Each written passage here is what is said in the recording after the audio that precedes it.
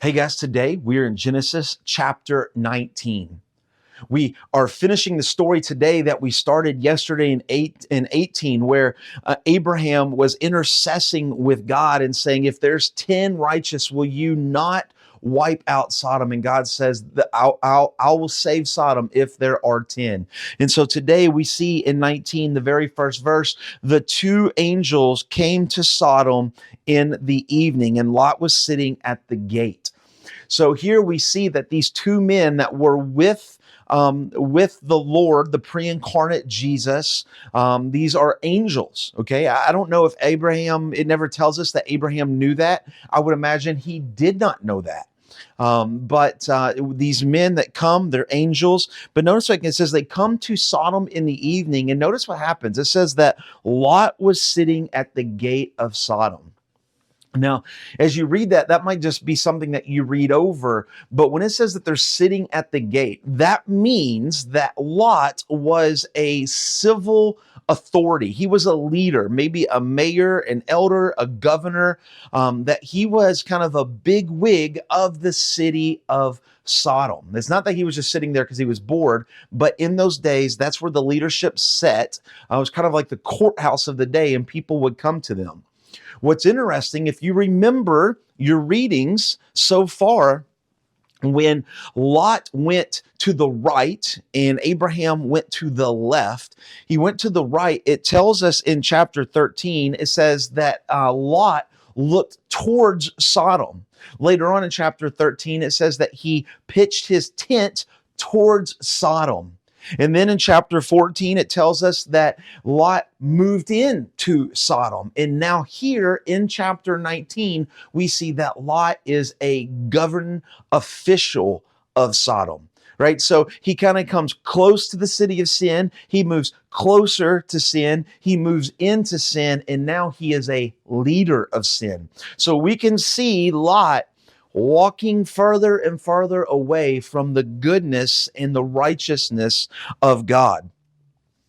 And so these two men come to him, and notice what he does. He bowed himself with his face to the earth. Even Lot knew that these men were special. He did not know that they were angels, but he knew they were different. They were not normal people who would come to Sodom. And so he says, "Hey, come to my house. Let me wash your feet and let me feed you." And these angels said, "No, we're going to spend the night out in the Times Square."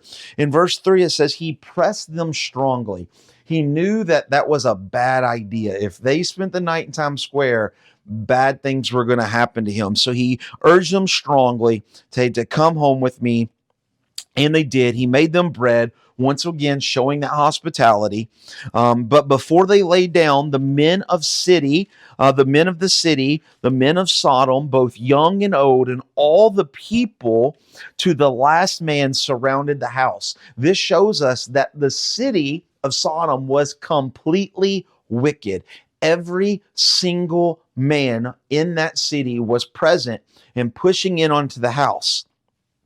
And they called to Lot, "Where are the men who came to you tonight? Bring them out to us that we may know them." When it says that they may know them, they don't want to know their name and their professions and how many dogs they have. That's a metaphor of saying they want to know them sexually. They want to basically abuse them and rape them. A whole city is coming in onto two men that they don't know, and they are just enraged in sexuality. And the pleasures of their flesh, that they're going to do whatever they can to come and know those two men. And Lot went out and pulled the door in behind him so they couldn't get in. And notice it says, Lot says, "I beg you, brothers, do not act wickedly." Lot is begging them, please don't do this. And notice verse 8. It's a verse that makes my stomach turn. He says, "Behold, I have two daughters who have not known any men. Let me bring them out to you and do to them as you please." These men are so engulfed in the acts of sin and homosexuality and wickedness and abuse that even Lot, trying to be a good citizen, and a good man offers them, hey, here's my two virgin daughters. Let me bring them out and you guys can do whatever. Now, as an American, we think that is crazy, okay? And it is crazy. It's ultimately crazy. But in these days, hospitality meant everything. It was to have somebody come into your house, it is to show them more respect and to protect them more than your own family. That doesn't mean that you would give up your daughters in safety. That just shows you the wickedness of Lot's heart, okay? Because God could have protected anything. It shows that he did not have faith in God. He had faith in himself and of his mind in that situation. But notice what happens. He tells all of these men, a city full of men, you can have these two virgins and do whatever you want. And they say, you're crazy. We don't want that. We want those two men. We want those men that came in. And he said, but they said, stand back. And the fellow came into sojourn. He's become a judge. They're starting to mock Lot, right? He says, you're not even here. You've come in and you moved in and now, and so they're making fun of him. Hey, get away from us. We want what we want. Verse 10, but the men reached out the hands and brought Lot into the house with them and shut the door, and they struck with blindness all the men who were at the entrance of his house. We can see that you can imagine a whole city pressing in the house, trying to get in, that these two angels open the door, pull Lot in, and are strong enough to shut that door, secure that door, and keep people from coming in. All the while striking all the men in the whole city blind except for Lot. And so here, this is kind of the first sign to Lot that these men are something different, right? This is supernatural strength and supernatural ability to strike them with blind. The angels made them physically blind because they were already spiritually blind. Then the men said to Lot, have you anyone else here, son-in-laws, sons, daughters, or anyone that you have in a city? Bring them to the place. Notice the angels say, do you have anybody else? Angels are not omniscients. They do not know everything that God knows. And so the angels are asking, is there anybody part of your family that is righteous, that is holy? We need to get them together. So Lot went out and said to his son-in-laws who were to marry his daughters, up and get out of this place. They're called son-in-laws, but they're not married yet. Remember, his two daughters have not known a man. So this is that betrothal process that we see talked a lot about in the beginning of Matthew with Mary and Joseph. The engagement lasts a year. They are married. They just haven't slept together. And then after the marriage, they will consummate that marriage. And he tells his son-in-laws, get up. God's about to destroy this city. And notice what happens. His son-in-laws thought he was joking. His son-in-laws, they didn't care what Lot had to say. They didn't put stock into what he had to say. And as morning dawned, the angels urged Lot, up, take your wife and your two daughters who are here, lest you be swept away. Notice, take Lot, his wife, his two daughters. The son-in-laws are not there. They would not believe Lot in telling them of what is to come, right? So the son-in-laws, it just shows you they were wicked as well. But notice verse 16. This is just a few words, but it means a lot. But he lingered. But he lingered. Why would, after everything that happens, he knows that now he has these supernatural people, these angels, people from God, gives him a message, but he lingered. Why would Lot linger? It's because he liked Sodom. He didn't want to leave Sodom.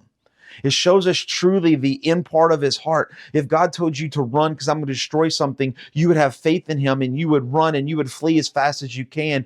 But he gets up and he lingers and he's just wandering around because he doesn't have that much faith in God. He doesn't have that much faith in what God's words are. He really likes Sodom, and he, in his kind of heart of hearts, he wants to stay. He wants to be a part of that. But he lingered. So the men seized him and his wife and his two daughters by the hand, and the Lord being merciful to him, and they brought them out. Notice that. Notice it says by the hand. There were two angels. an angel who looked like a man. So they each had two hands. So an angel grabbed Lot, an angel grabbed his wife, the other angel grabbed the oldest daughter, in the other hand he grabbed the youngest daughter. The angel had four hands, and they grabbed four people.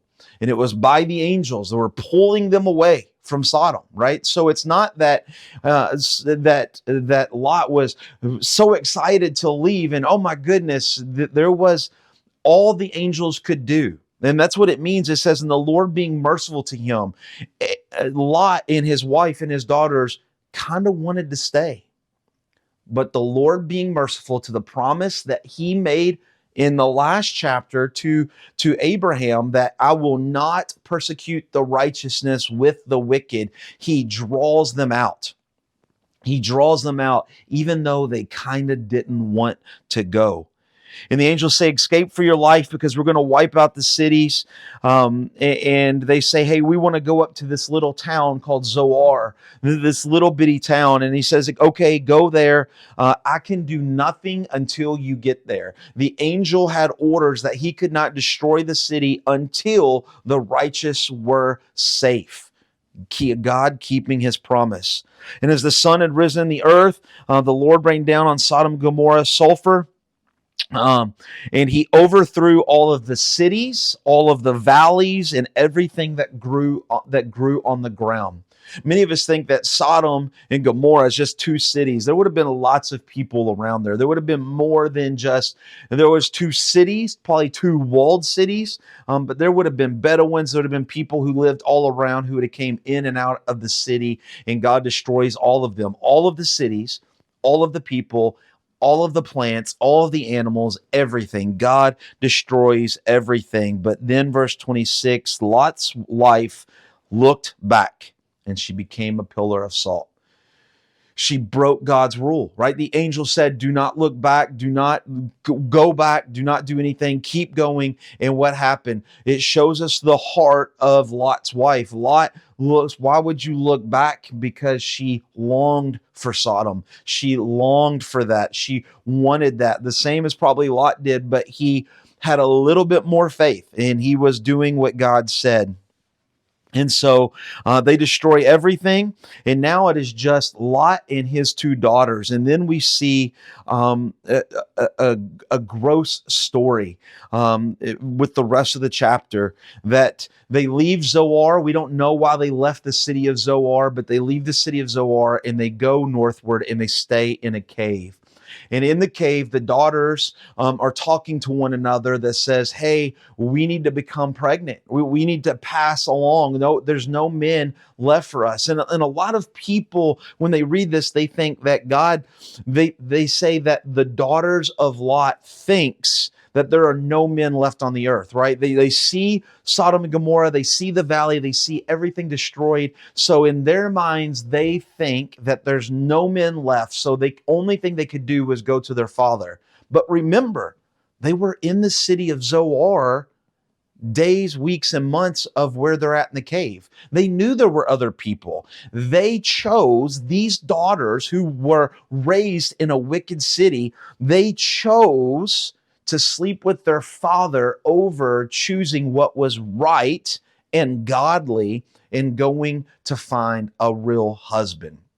And so they get their father drunk, they sleep with their father, and they become pregnant. And we see at the very end, the firstborn, the oldest daughter, is pregnant, and she names her son Moab, who becomes the leader of the Moabites.